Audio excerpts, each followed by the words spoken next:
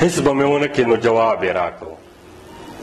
ما ویل هیڅ به مې ونه کړې نو جواب یې راکړو، که لوپټه مې درنه تاو کړه لیونی به دې کړم.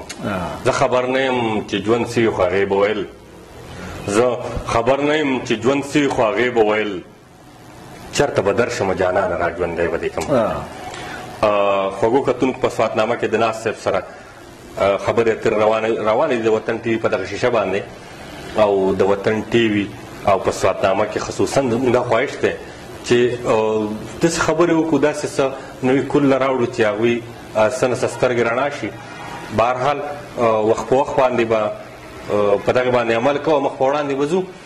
خو د ناز صاحب سره خبرې روانې وي، مونږ په د پښتو په ادب باندې بحث وکړو، خبرې اترې وکړلې. خو داسې چل دی چې د ناز صاحب نه اوس اورو، د ناز صاحب ښایسته کلام اورو چې ناز صاحب را سره خپل یو ښایسته کلام شریک شي. نو ناز صاحب داسې یو کلام راته ووایي، او ناز صاحب دا راته وایي چې ستا د خپله شاعرۍ کې د ټول نه خوښ یو شعر که ستا خوښي هغه راته لږ ووایه چې ستا ډېر خوښ وي. ښه جي، نو دا خو بیا خبره ده چې اکثر داسې وشي که نه چې لکه اوس سړي خپل یو شعر لیکنه، خو چې دی کله مایوسه شي یا دغه شي، نو هغه شعر د خولې نه هسې په اختیاره داسې د خولې نه وځي. اکثر داسې یو شعر نیم وي که نه، یو شاعر خپل ستاسو داسې یو شعر او بس دغې پلنډو له راځم، نور هسې اوږد بحث به جوړېږي. خو شعرونه اوس ما ته ډېر یادېږي هم نه، خو یو شعر به ته زه دا ووایم چې بلها ناروغه ومه، بلها ناروغه ومه ستا په نظر د کرم، ستا په نظر د کرم، بلها ناروغه ومه ستا په نظر د کرم، داسې شوم روغ جانانه لکه د روغ جانانه. واه.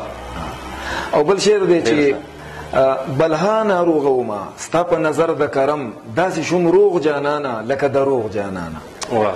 او بل شعر دی چې دې خلکو ته په ښار کې چې یو ځل ونې ښکارم، دې خلکو ته په ښار کې چې یو ځل ونې ښکارم، دې خلکو ته په ښار کې چې یو ځل ونې ښکارم، دا خلک په دې ښار کې ما ته ټول لیونې ښکاري. واه واه واه واه، ډېر ښه. بل او بل شعر دا دی چې پاتې شه نن زما د مړ ارمان وړمبی ماښام دی، پاتې شه نن زما د مړ ارمان وړمبی ماښام دی، او په وړومبۍ شپه خو پردي هم د غم د کوره نه ځي. واه واه واه واه واه واه، بل داسې یاد کړه څه ته ډېر خوند یې کړی دی. د یو دوه شعرونه به در سره شریک کړم چې ما په نظر کې ساتي او ما له انتظاره ساتي.